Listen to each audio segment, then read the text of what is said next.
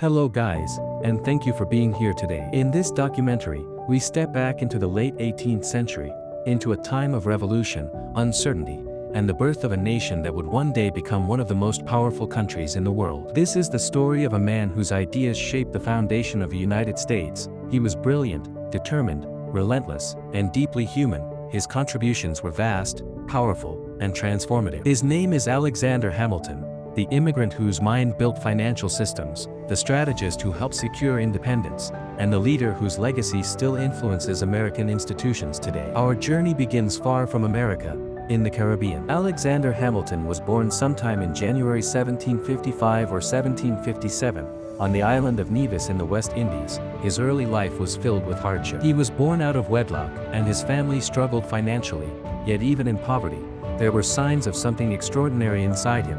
As a child, Hamilton devoured books, writing with clarity and intellect far beyond his age. When Hamilton was around 11 years old, tragedy struck.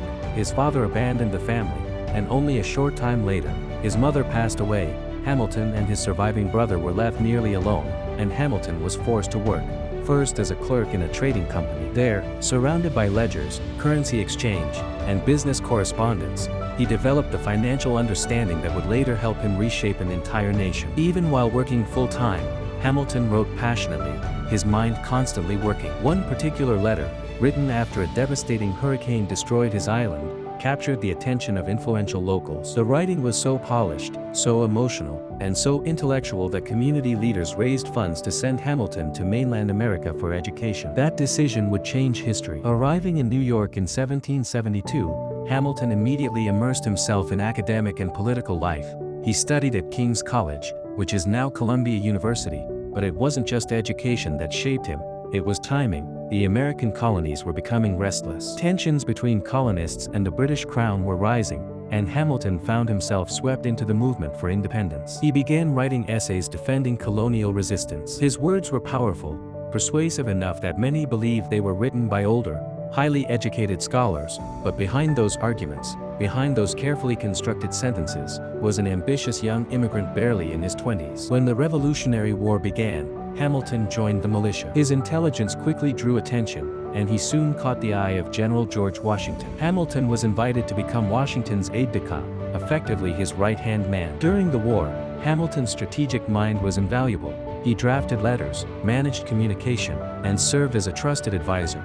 Washington saw not just a soldier, but a thinker, someone capable of shaping the future. Hamilton eventually returned to active combat, commanding troops at the decisive Battle of Yorktown in 1781. Victory there became a turning point that paved the way for American independence. The war was ending, but Alexander Hamilton's most influential work had only begun. After the signing of the peace treaty, the newly independent United States needed structure. The Articles of Confederation, the nation's first attempt at government, proved weak. There was no strong central authority, no system for managing national debt, and no financial stability. Trade was disorganized. Currency varied from state to state. Without change, the fragile Union risked falling apart. Hamilton recognized this instability, and he believed strongly in a unified, powerful national government. He became one of the most vocal advocates for reform, helping organize the Constitutional Convention of 1787. His vision was bold, sometimes too bold for others, but his presence ensured ideas of federal strength remained central to debate. To help convince the public to support the new Constitution, Hamilton began writing persuasive essays. These essays became what we know today as the Federalist Papers. Hamilton wrote more than half of the essays, a remarkable 41 of 85, almost all at incredible speed, sometimes producing multiple essays within days. These writings explained, defended, and justified the proposed Constitution. They were logical, structured, and grounded in political philosophy, economics, and practical governance. More than 2 centuries later, the Federalist Papers remain essential works for understanding American democracy. When George Washington became the first president of the United States, he appointed Alexander Hamilton as the first Secretary of the Treasury. It was here, in this role, that Hamilton made his greatest and most lasting contributions. The new nation was in financial chaos. The government was deeply in debt from the Revolutionary War.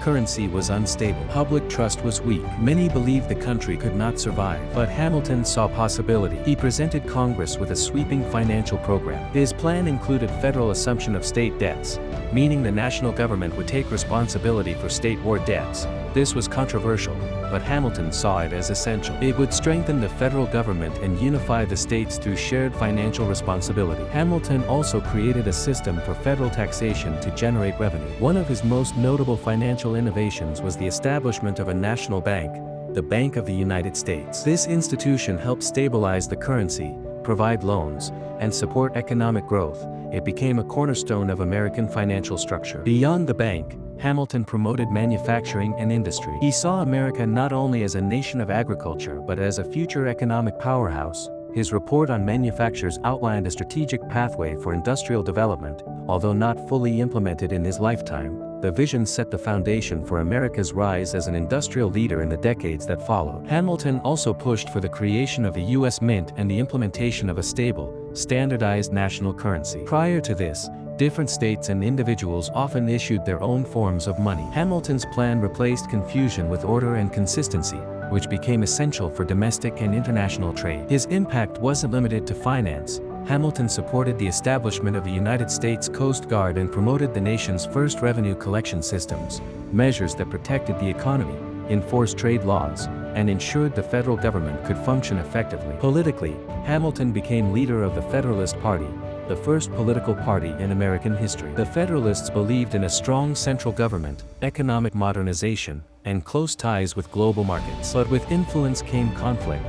Hamilton became embroiled in intense political rivalry with Thomas Jefferson, who believed in a more agrarian, decentralized vision for the United States. Their opposing ideologies shaped the foundation of the American political system. Many of the debates that exist in politics today, between federal authority and state power, between intervention and limited government, trace back to their disagreements. Hamilton's personal life was not without struggle. One of the most damaging moments came in 1797 with the Reynolds Affair, the first major political sex scandal in U.S. history. Hamilton publicly admitted to the affair in an effort to protect his political name from accusations of corruption. While the scandal hurt his reputation, it did not erase his achievements. Though he resigned as Treasury Secretary in 1795, Hamilton remained heavily involved in national affairs. He continued writing, advising Washington, and influencing policy. During the presidency of John Adams, Hamilton played a role in military organization during rising tensions with France, although disagreements eventually created distance between the two. By the early 1800s,